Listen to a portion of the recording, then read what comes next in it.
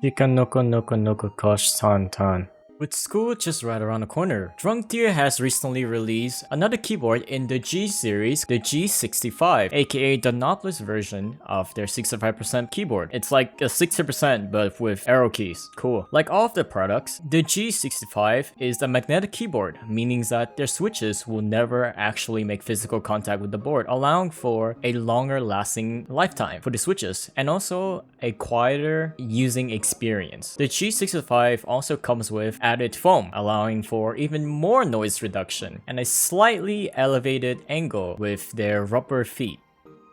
Not a fan of how low the elevated angle is, but hey, if it works, it works. DrunkDeer also has an aluminum case version of the G65, which I have on hand with me, and this is why you're seeing the plastic case in my hand. The aluminum case is very heavy, and it even has a shiny reflective backplate that's really cool. It's really cool. I got it dirty already, but it's really cool and it's really heavy. And this is the A75 Pro, which is also an aluminum case. This is the 65% version and it's heavier. The 65% is heavier than the 75%.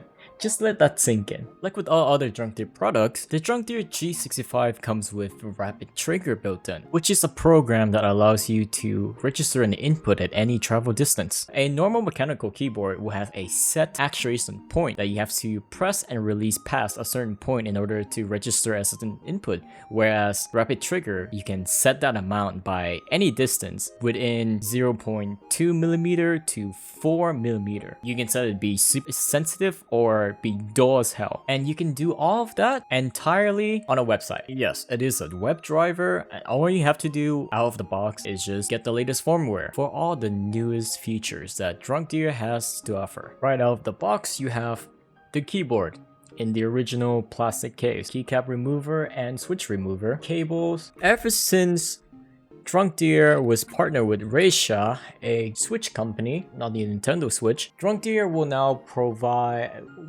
provide every purchase of DrunkDeer products with silent switches. These are the Reisha silent switches.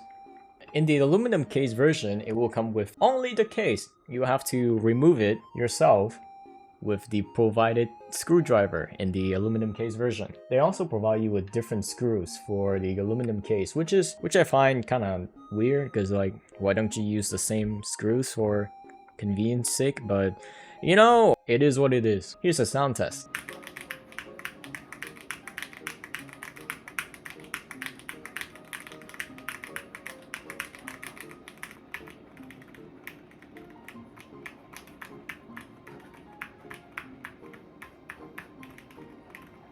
Yeah, the difference is day and night. Day and night.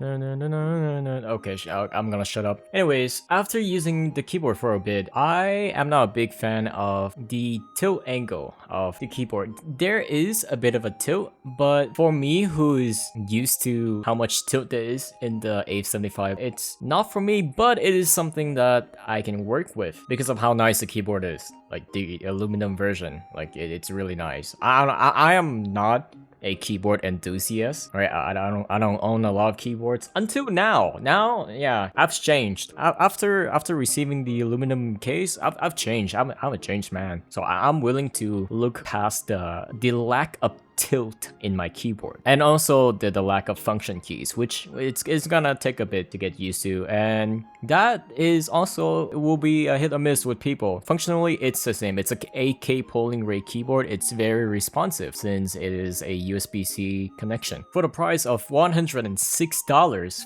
with the base version, right now there's with the back to school discount on the DrunkDeer website, it's a pretty good keyboard for its price, considering it's a Rapid Trigger keyboard that's pretty well built. The aluminum case version is going to cost you a bit. The case itself is going to cost you $152, which is quite expensive for me, but for keyboard enthusiasts, I don't know, it's a pretty nice case. It's heavy, it's thick, it's very sturdy. I don't think you can break this like anytime soon. If you were to hit someone with this keyboard, the person is more likely to receive a dent versus the keyboard. So that's that. Not to mention that with the launch of the G75, DrunkDeer is now available on Temu. And I made a mistake of looking for keyboard stuff on Temu because I wanna make this G65 keyboard look aesthetically pleasing for me to use.